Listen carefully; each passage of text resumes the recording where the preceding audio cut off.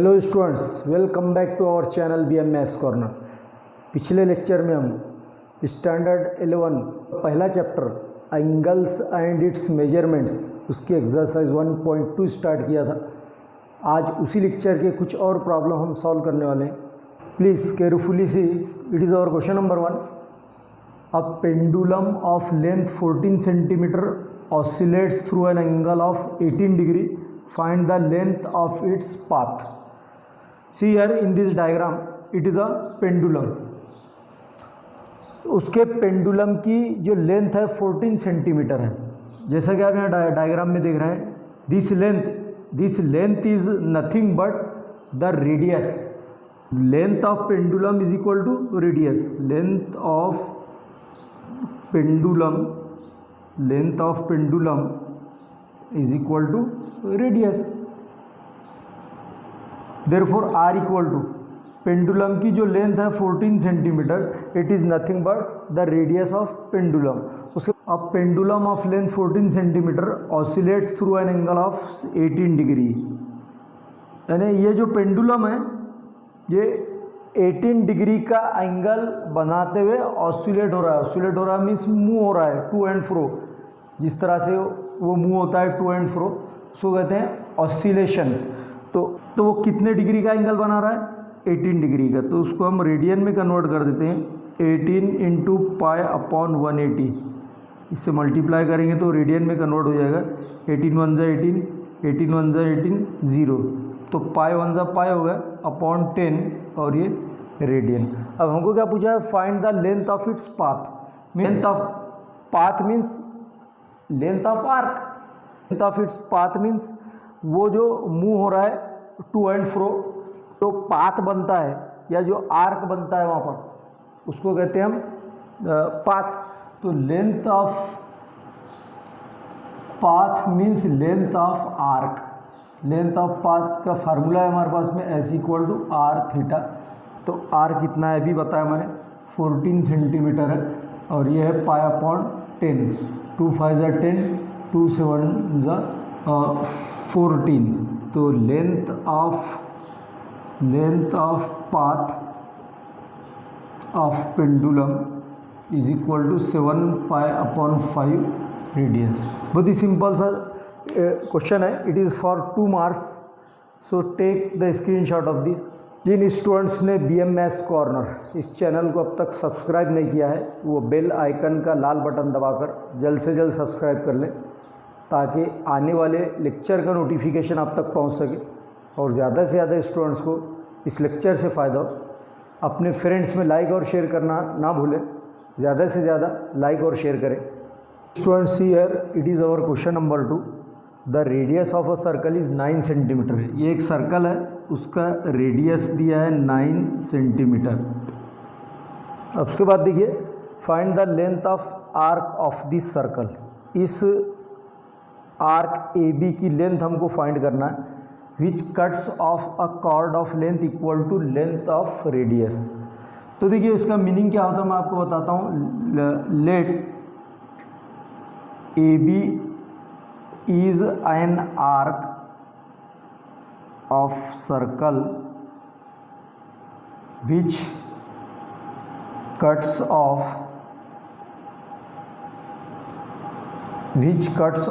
a chord of length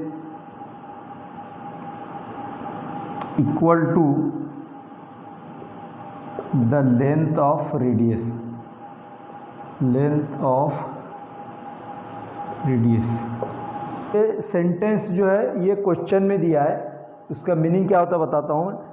AB जो arc है circle का, ये आर्क जो है इस सर्कल के कार्ड को इस तरह से कट कर रहा है। ये आप देख रहे हैं, ये आर्क AB इस कॉर्ड को, सर्कल के कॉर्ड को इस तरह से कट कर रहा है कि ये कॉर्ड की लेंथ और सर्कल का रेडियस ये इक्वल है कह रहा है। It means that OA equal to OB equal to AB। Therefore OA equal to OB is equal to AB। जब तीनों इक्वल है तो तीनों की लेंथ क्या हो जाएंगी? 9 सेंटीमीटर। क्यों? क्योंकि रेडियस 9 सेंटीमीटर दिया है। आर जब 9 सेंटीमीटर है तो ओ ए, ओ बी और ए बी, ये तीनों की लेंथ क्या हो जाएंगी? 9 सेंटीमीटर हो जाएंगी, because they are equal to radius. अब देखिए उसके बाद में हमको क्या फाइंड करना है? Length of arc. अब देखिए जब ये तीनों इक्वल हैं, ओ ए, ओ बी और ए बी, ये तीनों इक्वल है, therefore triangle A O B is an equilateral triangle. तीनों हमने सीखा है कि जिस ट्रायंगल के तीनों साइड इक्वल होते हैं, अब ये ट्रायंगल के तीनों साइड इक्वल है तो ये क्या कहलाता है? जिस ट्रायंगल के तीनों साइड इक्वल होते हैं वो होता है इक्विलैटरल ट्रायंगल। और मैं आपको बता दूं इक्विलैटरल ट्रायंगल का हर एंगल कितना होता है? 60 डिग्री का होता है। अब इस 60 डिग्री को हम रेडियन में कन्वर्ट कर देते हैं। 60 इंटू पाई अपॉन 180 रेडियन। 61 ज़ा 60, 63 ज़ा 180। तो थीटा क्या आ रहा है हमारा? Pi by 3 radian. ये हो गया हमारा theta. Theta equal to pi upon 3 radian. The length of arc, therefore का फार्मूला क्या है? S equal to R into theta. R 9 है, थीटा पाई अपॉन 3 है, 3 1 ज़ा 3, 3 3 ज़ा 9। तो S length of arc S equal to क्या आ रहा है? 3 pi centimetre. So it is our final answer. Take the screenshot of this. So students, it is our question number 3.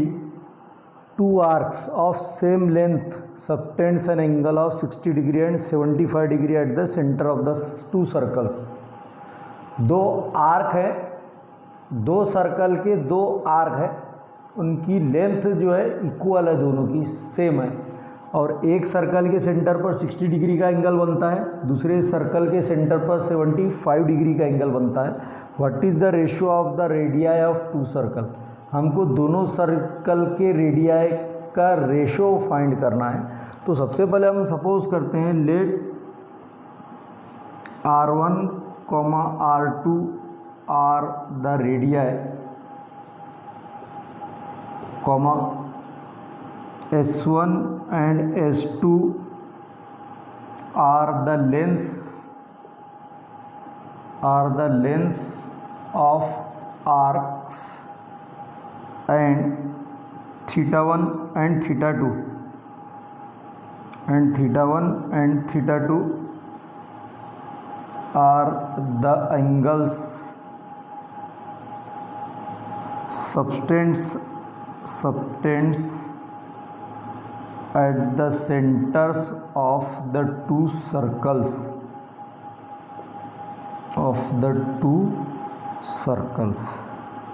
इस तरह से सबसे पहले हम सपोज कर लेंगे, क्योंकि दो सर्कल है तो हमको रेडियाई क्या लेना पड़ेगा? एक का R1 दूसरे का R2। Similarly length of arc एक की S1 हो जाएगी, दूसरे की S2 हो जाएगी, और उसी तरह से angle subtended at the centre of the circle वो क्या हो जाएंगे? एक का एंगल थीटा 1, दूसरा एंगल थीटा 2। देयरफॉर देखो यहाँ पर हमको दिया है थीटा 1 इक्वल टू 60 डिग्री। हम उसको क्या करते हैं? रेडियन में कन्वर्ट करते हैं। ई इंटू पाई अपॉन 180 और ये रेडियन। 61 ज़ा 60, 63 ज़ा 180। तो पाई 1 ज़ा पाई हो जाता है और अपॉन 3, तो थीटा 1 आ रहा है पाई बाई 3 रेडियन। उसी तरह से थीटा 2 भी हम फाइंड कर लेते हैं। 75 degree, 75 multiplied by pi by 180 और ये रेडियन। 15 5 ज़ा 75, 15 से डिवाइड कर रहा हूँ। 15 5 ज़ा 75, 15 1 ज़ा 15, 3 रिमेन 30, 15 2 ज़ा 30, तो 5 पाई अपॉन 12 रेडियन। अब देखिए उसके बाद में S1 is equal to S2। ये क्या है? गिवन है, it is given in the problem. क्यों लिखा मैंने ऐसा? Length of arcs of two circles are equal. तो एक लेंथ ऑफ आर्क को S1 सपोज किए, सेकंड को S2 सपोज किए। अब इसके फार्मूले क्या बनते हैं फिर? R1 theta 1 equal to R2 theta 2। अब R1 इंटू थीटा 1 कितना आया?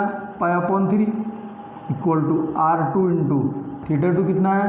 5 पाई अपॉन 12 अब देखिए ये R2 इंटू में है तो इसके अपॉन मिलाओ, R1 upon R2 is equal to, अब यहाँ पे क्रॉस मल्टीप्लाई करेंगे हम। ये देखिए 5 pi upon 12 as it is है, 5 pi by 12 as it is है। ये क्रॉस मल्टीप्लिकेशन में 3 यहाँ पर आ जाएगा और ये पाई इंटू में है तो इसके डिवीज़न में अपॉन में आ जाएगा, ये इस तरह से। अब पाई और ये पाई कैंसिल हो जाएगा, 3 1 ज़ा 3, 3 4 ज़ा 12, तो R1 upon R2 equal to 5 upon 4 आ रहा है। Therefore R1 is to R2। हमको रेशो पूछा है ना, तो रेशो को हम इस तरह से लिखते हैं, R1 is to R2 equal to 5 is to 4। Finally answer लिखेंगे, therefore the ratio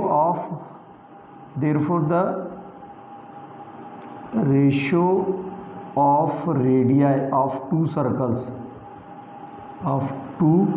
circles is 5:4. So students, this question will be asked in the examination for 3 marks. So take the screenshot of this. Students को आज की इस lecture में या आज की किसी प्रॉब्लम में अगर कोई डिफ़िकल्टी है, कोई क्वेश्चन समझ में नहीं आए तो कमेंट बॉक्स में जाकर कमेंट कर सकते हैं।